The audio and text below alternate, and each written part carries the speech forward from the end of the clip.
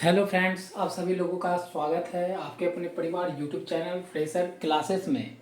तो फ्रेंड्स, हम लोग प्रीवियस वीडियो में हम लोग क्वेश्चन नंबर 18 तक क्वेश्चन सॉल्व कर चुके थे और अब आज के वीडियो में 19 नंबर क्वेश्चन से आगे बढ़ते हैं। तो फ्रेंड्स, हम लोग यहाँ पर पढ़ाई कर रहे हैं सीटेट 2024 दिसंबर के लिए तैयारी कर रहे हैं और मैं पढ़ा रहा हूँ आपको मैथ। तो पहला क्वेश्चन क्या है 19 नंबर, पाई है एक। पाई क्या है? चार ऑप्शन आपको दिए गए हैं, परिमेय संख्या, अपरिमेय संख्या, अभाज्य संख्या, पूर्णांक। तो आपको बताना है कि पाई जो है इस चारों में से पाई क्या है। तो देखिए, आपको पहले एक इंट्रोडक्शन दे देता हूँ कि परिमेय संख्या वैसी संख्या होती है, परिमेय संख्या वैसी संख्या जिसे पी बाय क्यू के रूप में लिखा जा सकता हो। ठीक है, तो परिमेय संख्या वैसी संख्या होती है जिसे पी बाय क्यू के फॉर्मेट में लिखा जा सके, उसी संख्या हमारे पी बाय क्यू वैसी संख्या हमारा क्या कहलाता है? परिमेय संख्या कहलाता है। जैसे एग्जाम्पल के तौर पे अगर देखिएगा, जैसे 2/3, 4/3, ये सब ETC, ये सब हमारा क्या है? परिमेय संख्या है। ठीक है, जैसे 22/7, ये हमारा क्या है? परिमेय संख्या है। अपरिमेय संख्या क्या है? परिमेय संख्या का एकदम अपोजिट। तो वैसी संख्या जिसे पी बाय क्यू के रूप में नहीं लिखा जा सकता हो। वैसी संख्या जिसे हम पी बाय क्यू के रूप में नहीं लिख सकते हैं, वह सभी संख्या क्या कहलाती है? अपरिमेय संख्या कहलाता है। जैसे इसका एग्जांपल देखिए, तो √3, √2, √11, ये सब क्या है? हमारा अपरिमेय संख्या है। इसको आप कभी भी पी बाय क्यू के फॉर्म में नहीं लिख सकते हो। अभाज्य संख्या कैसी संख्या होती है? तो अभाज्य संख्या वे सभी संख्याएं होती है जो एक से और खुद से डिविजिबल हो। तो वैसी संख्या जो एक से और खुद से, मतलब अपने आप से भाज्य हो।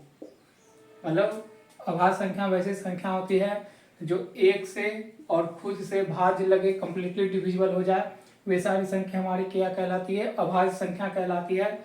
और अभाज्य संख्या हमारा सबसे छोटा अभाज्य संख्या 2 है और 2 से ही स्टार्ट होता है। ठीक है, ये सब हमारा अभाज्य संख्या है। ठीक है, अब देखिए, अब समझना आपको पूर्णांक क्या है। पूर्णांक, तो पूर्णांक क्या होता है?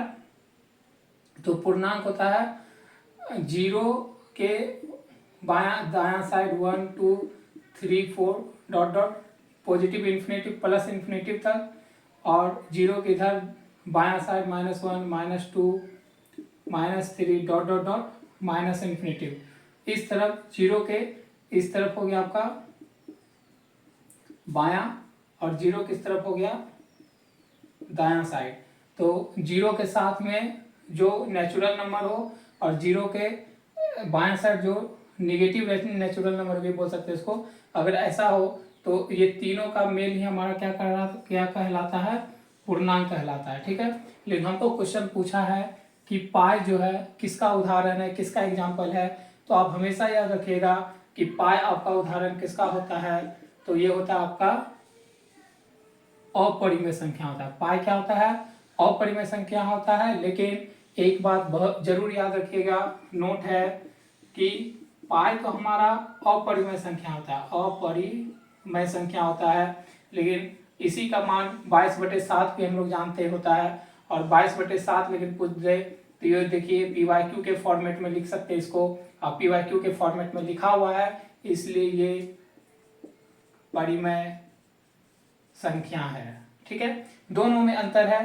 पाई जैसे सिंबल में अपरिमेय है, लेकिन 22/7 इसी का वैल्यू अगर की बात करें, पाई का वैल्यू 22/7 होता है, और ये एक परिमेय संख्या होता है। ठीक है, तो पाई एक अपरिमेय संख्या होता है जो आपको क्वेश्चन 19 में पूछा जा रहा है, तो इसका आंसर हो जाएगा ऑप्शन बी। लेकिन वही पाई का मान अगर दे दे 22/7, तो वो 22/7 खुद में क्या होता है, परिमेय संख्या होता है। तो दोनों बातें आप लोग को टोटली मैं कंसेप्ट पूरा क्लियर करके चला हूँ, आपको आशा करता हूँ समझ में आया होगा। आगे बढ़ते हैं नेक्स्ट क्वेश्चन की ओर। हेलो फ्रेंड्स, अब हमारा अगला 20 नंबर क्वेश्चन है और ये बहुत अच्छा क्वेश्चन है। इससे आपको कंसेप्ट भी सीखने को मिलेगा। तो प्रश्न क्या बोलता है, पढ़ते हैं। एक परिमेय संख्या, अभी मैंने आपको परिमेय संख्या बताया कि वैसी संख्या जिसे हम p/q के फॉर्म में लिख सकते हैं, वे सारी संख्या हमारा परिमेय संख्या कहलाता है। तो देखिए यहाँ पर एक परिमेय संख्या आपको दिया गया है 5/19। देखिए ये है ना, p/q के फॉर्मेट में है, तो ये परिमेय संख्या है। वह इसके योज्य प्रतिलोम, अब इससे आपको समझना है योज्य प्रतिलोम क्या होता है, ये आपको समझना है। आप लोग को पता है तो कमेंट में लिखिएगा योज्य प्रतिलोम क्या होता है। तो योज्य प्रतिलोम होता है ना कि किसी भी संख्या का अगर साइन चेंज कर दे, किसी संख्या का, जैसे ये है 5/19 है, इसका अगर योज्य प्रतिलोम आपको खोजना है तो बस कुछ मत करिए, इसमें इसके आगे प्लस साइन है तो इसके आगे माइनस लगा दीजिए, तो इस संख्या का ये संख्या क्या कहला गया, योज्य प्रतिलोम बन गया। ठीक है, तो योज्य प्रतिलोम क्या क्या होता है, उसी संख्या, जो संख्या का आपको योज्य प्रतिलोम पूछा जा रहा है, बस उस संख्या का क्या करिए, साइन चेंज कर दीजिए। साइन चेंज कर देने से उस संख्या का आपको योज्य प्रतिलोम आपको प्राप्त हो जाएगा। ठीक है, तो इस तरह का आपको बोल रहा है कि जो संख्या यहाँ पर दिया हुआ है उस संख्या का योज्य प्रतिलोम प्राप्त करिए, मतलब उसका योज्य प्रतिलोम के गुणनफल। अब इस दोनों को, जो ये संख्या था दिया हुआ और उसका ये योज्य प्रतिलोम है, इस दोनों को आपस में क्या करना, गुणनफल करना, मतलब इस दोनों को गुना करना। तो 5/19 गुना -5/19। अब इस दोनों को गुना करेंगे तो क्या आएगा, ऊपर आएगा -25 और नीचे आएगा 361 शायद आएगा। गुना करके देख लेते हैं, 9 को 81, 01, 9 और 9 18, तो 1 8 8 16, 2 1 3, सही बात है। तो 361 आता है इस दोनों का 19 का गुना करने पे।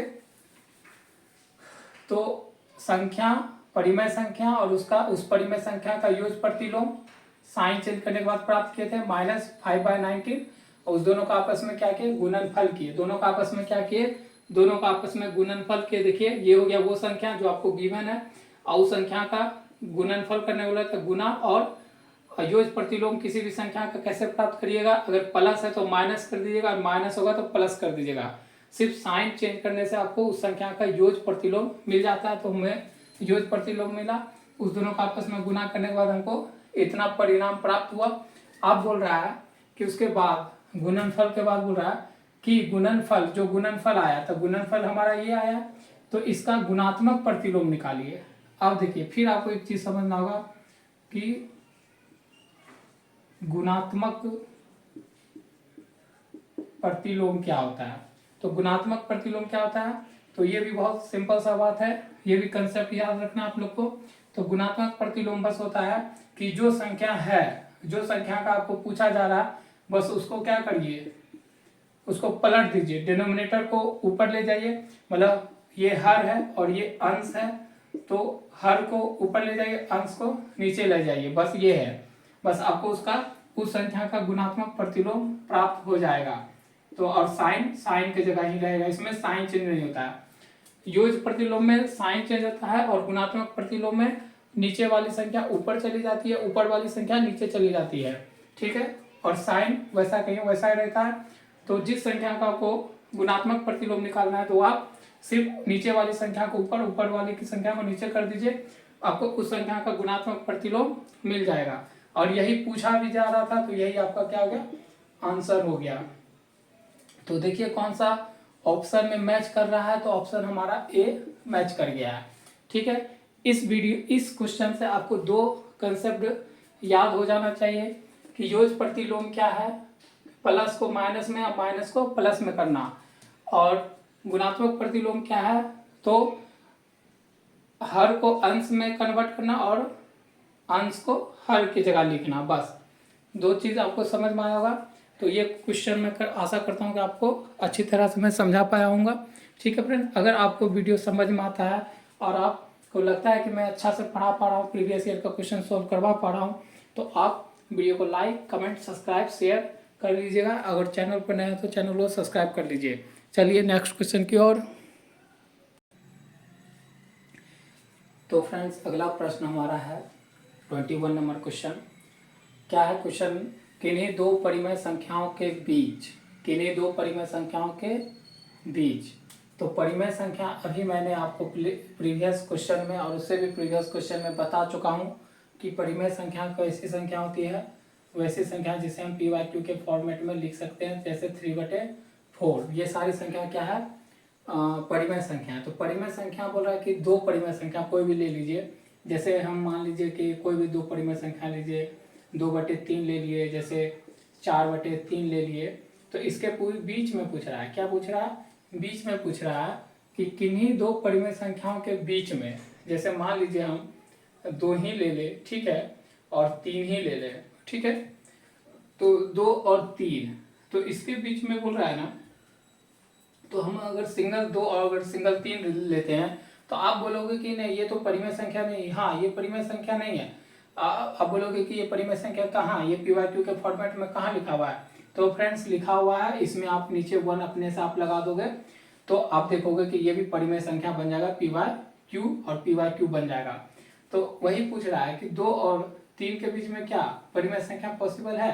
तो हाँ बहुत सारा पॉसिबल, क्योंकि देखिए 2.1, 2.2 ऐसे करके बहुत सारी संख्या, तब आप 3 तक पहुंचोगे, कंप्लीट 3 तक। तो वही बोल रहा है कि किन्हीं दो परिमेय संख्या के बीच कितना संख्या पॉसिबल है। तो कोई परिमेय संख्या नहीं पॉसिबल होती है।